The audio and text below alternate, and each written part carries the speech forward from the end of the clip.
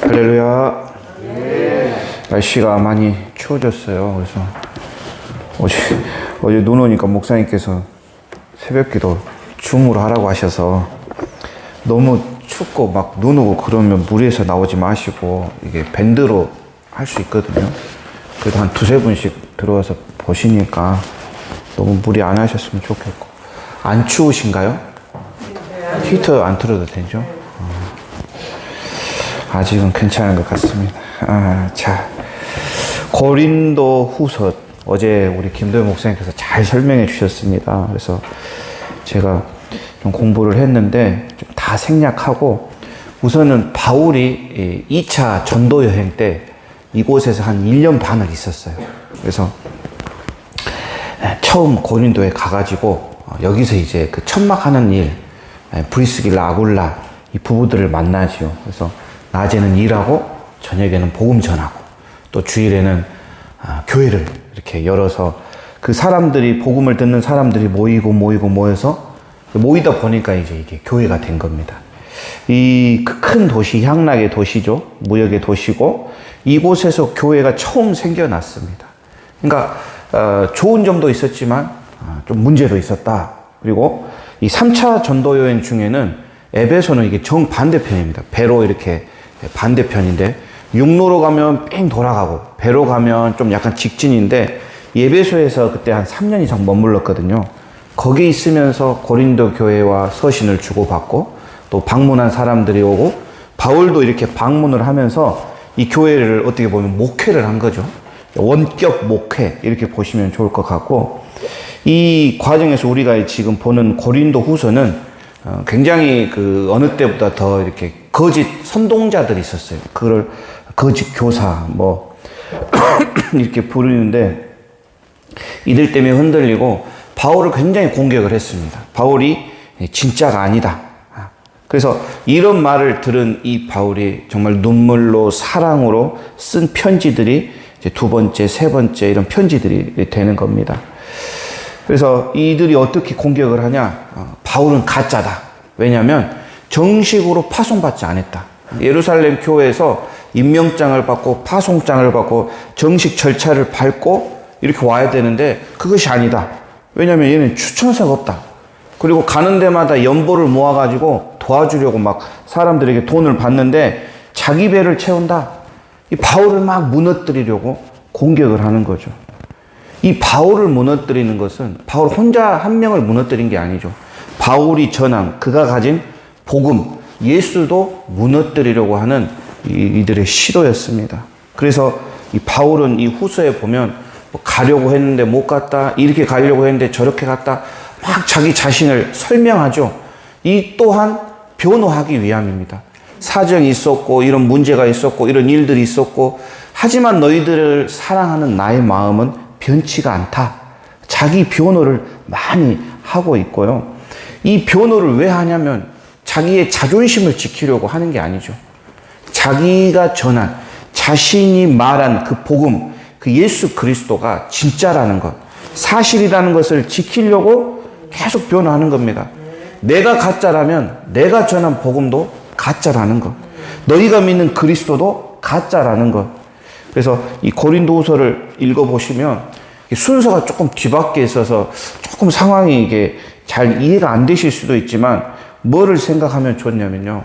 이 바울이 에베소에서 그 어떤 한 뭐 다락방 같은 데서 편지를 쓰지 않습니까? 그럼 이게 그냥 그렇잖아요. 글이라는 게 이게 쑥 써지는 게 아니잖아요.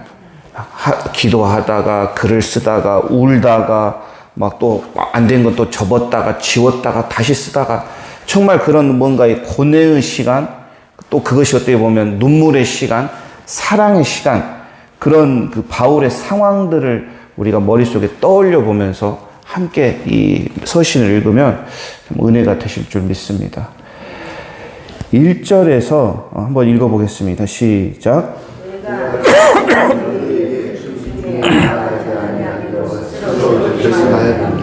이 말은 가봤다는 겁니다. 바울이 고린도 교회를 방문했어요. 총 4편의 편지를 썼다고 그랬는데 두 번째가 전서, 네 번째가 후서입니다. 세 번째에 눈물의 편지가 있고 아마 이 두 번째 전서와 세 번째 사이에 방문을 했어요. 방문을 했는데 이 방문의 결과가 좋지 않았다는 것이죠. 그만큼 그 교인들이 이 거짓 이런 것들에 속아 있죠. 그 음행한 자들을 또 치리하고 이 교사들의 모함을 변호하고 막 이렇게 하다 보니 일이 쉽게 풀리지 않았습니다. 저는 어떻게 보냐면 이 방문은 어찌 보면 바울의 자신의 힘을 들여, 노력을 들여, 애를 들이고 돈을 들이고 시간을 들여서 뭔가 일을 해보려고 막 방문을 했는데 결과 일은 잘 풀리지 않았습니다. 어찌 보면 문전박대 대하듯이 쫓겨난 거일 수도 있다고 많은 사람들이 이렇게 보기도 하는데요. 그런데 이제 그 편지, 눈물의 편지를 이제 3절에 쓰지 않습니까? 이 편지는 자신의 힘과 노력이 아닌 성령의 도우심이죠. 성령을 의지하면서 정말 사랑으로 눈물로 편지를 썼죠. 근데 그 결과가 전혀 달랐다는 겁니다. 일이 안 풀렸어요. 힘들게 찾아갔는데 바울 입장에서는 서로가 고통받는 근심 있는 방문이라 기록합니다. 복음을 위해서 교회를 세웠지요. 이 정말 자신의 영적 자녀와도 같은 이 교회에서 환영받지 못하고 공격을 받았다. 이처럼 바울의 마음을 아프게 하는 일이 어디 있겠습니까? 그래서 바울이 2절에 보니까 근심하게 하면 기쁘게도 한다. 정말 이것은 자녀와도 그 교회를 자녀와 같이 생각하는 마음이죠. 자녀를 사랑하는 마음. 큰 근심을 주기도 하지만 큰 기쁨을 주기도 한다. 교회가 오로지 바울은 교회가 말씀 위에 진리 위에 세워지기를 원했습니다. 방해꾼이 많으니까 혼란스러워요. 넘어지려고 해요. 무너지려고 해요. 그러니까 바울에게 근심이 되고 또 잘할 때는 기쁨이 되고 좋은 소식을 들을 때 너무 기쁘고 탕자가 집을 나갈 때는 아버지가 굉장히 근심했죠. 항상 나가서 기다렸지 않습니까? 근데 돌아오니까 큰 기쁨이 되었지요. 3절과 4절이 바로 이 세 번째 편지에 대한 이야기입니다. 내가 이같이 쓴 것은 이렇게 말하죠. 또 4절에는 눈물로 너희에게 쏟노니 넘치는 사랑이 있다 이렇게 말합니다. 자신이 씨를 뿌려서 열매로 얻은 이 성도들이 근심하지 않도록 저번에 만났을 때 서로 상처를 주고 받고 해서 이 관계가 정말 진심으로 정말 내가 너를 사랑한다. 너를 위해 기도한다. 정말 너를 위해 눈물을 흘린다. 이 마음으로 정성스레 편지를 작성했습니다. 이 세 번째 편지를 받고 쉽게 말하면 두 번째 방문했을 때는 큰 변화가 없었는데 오히려 서로 상처가 됐는데 세 번째 이 편지를 통하여 많은 일들이 일어났습니다. 정말 이 교회가 이 편지를 받아들이고 진심을 알게 되고 특별히 어떤 일이 일어났냐면 회개가 일어났어요. 뉘우침이 일어났습니다. 그 결과 주님께 돌아오는 사람들이 많아지고 교회 선한 일들이 많이 일어났다고 바울은 기록하는데 방문의 목적도 물론 그런 결과를 위해서 이렇게 했다고 보여지지만 이 바울의 이 눈물의 편지를 보면서 그 기록이 지금 남아있지는 않지만 자신이 직접 방문했던 것, 자신이 직접 힘을 쓰고 애를 썼던 것이 잘 풀리지 않았어요. 그러니까 인간의 노력과 인간의 뭔가 그런 열정과 이런 시간들을 아무리 투자해도 하나님의 사역과 하나님의 일이라는 것은 그냥 되어지는 게 아니라는 것이죠. 정말 편지를 썼지만 그 편지 한 통으로 인하여 이 교회가 완전히 지금 변화가 되었거든요. 성령의 도우심이 있어야 한다는 겁니다. 우리들도 그렇죠. 살아가면서 문제를 많이 접합니다. 문제가 없을 수는 없죠. 근데 정작 중요한 것은 이 문제를 어떻게 해결하고 처리하는 거죠. 빨리 막 해결하고 막 처리하고 누구한테 도움 구하고 이렇게 하기보다 바울은 기도했다는 겁니다. 울었다는 거죠. 인내했어요. 오래 참았어요. 그리고 위로하려고 하고 사랑하려고 하고 그들을 격려하려고 하고 어찌 보면 성령이 일하시는 것처럼 바울은 그렇게 했습니다. 이 결과가 어떻습니까? 성령이 진짜 위로가 있었고 회복이 있었다는 겁니다. 이 대적자들을 바울은 공격하지 않았어요. 방문했을 때는 기록이 남아있지 않아서 우리가 어떻게 했는지 모르겠지만 아마 그때는 좀 더 혈기왕성하게 바울이 대했던 것 같아요.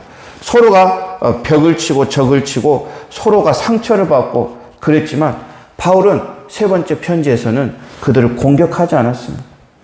가서 치리하고 쫓아내면 바울은 훨씬 쉬운데 그러지 않고 상처받지 않고 지혜롭게 해결하려고 5절, 6절, 7절 어떻게 기록합니까? 우리의 마음을 아프게 한 사람이 있었다. 누군가 있었습니다. 처벌을 이미 받은 사람, 아마 이 고린도서 5장에 음행하는 그런 자들인 것 같습니다. 그리고 그 사람에게 사랑을 대하고 용서하고 그를 위로하라고 따뜻하게 이야기를 하죠. 자기를 대적하는 사람을 용서해라, 사랑해라. 교회에 잘못한 사람, 교회의 질서를 어지러뜨린 사람을 사랑으로 용서해라. 이 바울의 모습, 바울의 글이 마치 예수님의 모습과도 비슷합니다. 용서를 통해 가르침을 주죠. 우리도 살아가면서 사람들과 관계에 있어 서로 상처를 주고 받고 합니다. 특별히 가까운 사이, 가족, 자주 만나는 사이에 이런 일이 생기죠. 그러다 살다 보면 용서가 잘 안 되는, 우리 선생님들도 학생들을 가르칠 때 예수님 가르침 그대로 캐치프레임을 걸고 하지만 인간인지라 요즘 애들이 막 건드려요, 선생님들을. 막 컨트롤 하려고 하고 자기 마음대로 하거든요. 용서해요. 근데 또 똑같이 하죠. 또 용서합니다. 이 3번, 4번 가면 이 선생님도 화가 나죠. 그러면 혼을 내고 꾸질하고 서로 상처를 받습니다. 잘못을 해서 교사에게 상처를 주고 또 혼내니까 또 학생들은 상처를 받고. 왜 우리는 쉽게 더 잘 용서하지 못할까요? 우리가 우리에게 죄 지은 자를 사하여 준 것 같이 우리의 죄를 사하여 주시옵소서. 주기도문 기도죠. 용서를 해야 한다면 바울은 이렇게 가르칩니다. 10절에 너희가 무슨 일이든지 누구를 용서하면 나도 그리하고 내가 만일 용서한 일이 있으면 용서한 그것은 너희를 위하여 그리스도 앞에 하라. 용서를 그리스도 앞에 해야 한다고 말합니다. 즉 내가 내 의지로 용서하는 것이 아니라 내 안에 계신 성령께서 용서하게 해야 한다는 것이죠. 즉 내 안에 성령이 충만하면 그리스도가 가득하면 용서가 된다는 것입니다. 내 자존심 구겨졌어요. 내 자아는 바닥으로 떨어집니다. 용서하면 괜히 진 것 같은 그런 패배감이 생각이 나죠. 용서하지 못하는 이런 복잡한 마음에도 내 안에 성령이 계시면 그 복잡한 것들이 다 사라지죠. 그리스도가 가득하면 우리는 쉽게 남을 용서할 수 있다고 말합니다. 우리가 용서할 수 있는 단 하나의 이유는 용서함을 받았기 때문이죠. 너무 큰 용서를 받았습니다. 너무 큰 사랑과 죄사함, 용서를 받았습니다. 죄인으로 죽을 수밖에 없는 그 운명에서 예수 그리스도의 피로 영원한 생명을 얻게 됐고 하나님과의 화목한 관계가 회복되었고 또 내가 죄를 지을지라도 미쁘시고 의로운 주님께서 고백하시면 언제나 용서하신다고 약속까지 하셨기 때문에 너무나 큰 용서와 사랑을 우리는 받았습니다. 나에게 손해를 끼치는 사람들이 있죠. 상처를 준 사람들, 금전적으로 피해를 입은 사람들, 정신적으로 고통을 주는 그런 사람들 쉽게 용서가 되겠습니까? 안 되지요.